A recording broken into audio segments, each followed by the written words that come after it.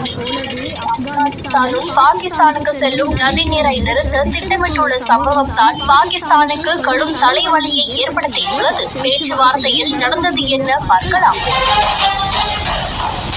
கடந்த ஏப்ரல் மாதம் பஹல்காமில் நடந்த பயங்கரவாத தாக்குதலுக்கு பிறகு இந்தியா பாகிஸ்தானுக்கு எதிராக பல்வேறு அதிரடி நடவடிக்கைகளை மேற்கொண்டது. குறிப்பாக சிந்து நதிநீர் ஒப்பந்தத்தை நிறுத்தி வைப்பதாக அறிவித்தது.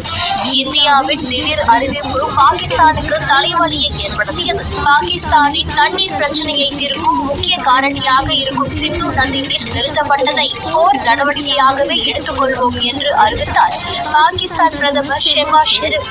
இந்த நிலையில்தான் இந்தியாவை போலவே ஆப்கானிஸ்தானும் பாகிஸ்தானுக்கு செல்லும் தண்ணீரை நிறுத்த திட்டமிட்டுள்ளதாக தகவல்கள் வெளியாகியுள்ளன.